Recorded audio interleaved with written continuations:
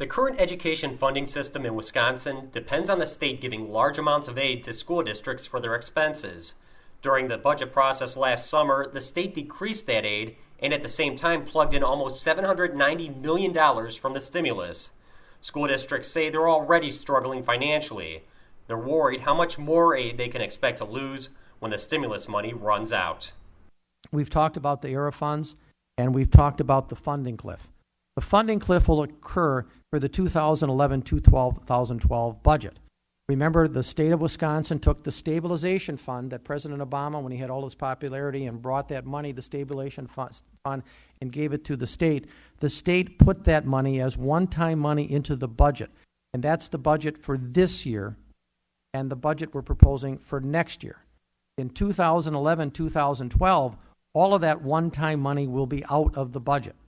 So in a year from now, you could be sitting in a worse position because if you don't control your costs that are continuing, and you're going to get less money from the state, so you need to do some really drastic things. There's no guarantee we're going to get stimulus money again, so this money was used to fill ongoing expenses in the budget and to fill holes in the budget. So everything's going to be up on the table again, and the problem is going to be exacerbated because we don't have the revenues. The state isn't going to be able to find that money, that's for sure. And those districts are going to have one heck of a time putting their budgets together.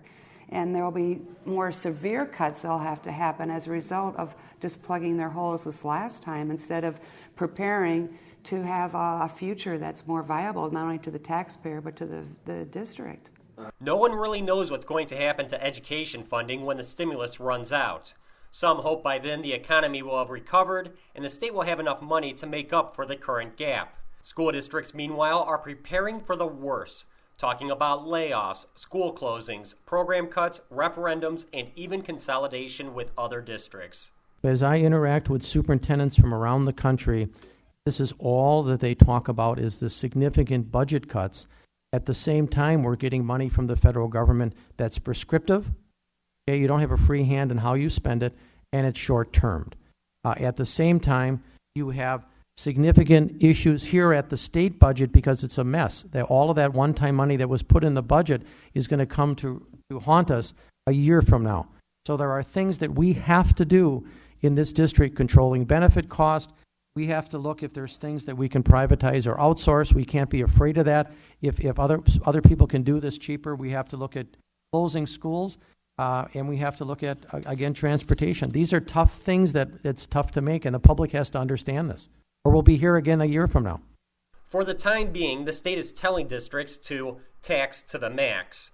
But even as districts increase property taxes, they know it's a short-term solution to their funding problems. I think we've hit a point where you can't get any more out of taxpayers. Plus, it pretty much guarantees that the educational offerings of most school districts are going to diminish if that's the only source of revenue.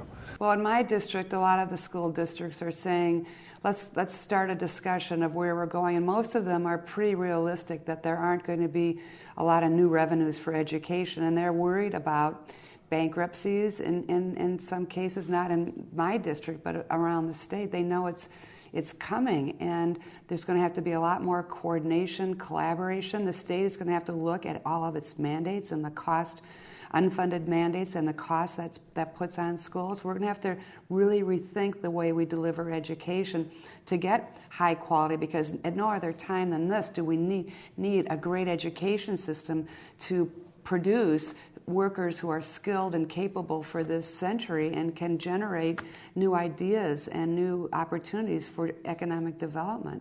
Wisconsin has always prided itself on being a progressive state, and I think that part of that progressiveness has to be willing to look at different kinds of solutions to this, a long-term solution.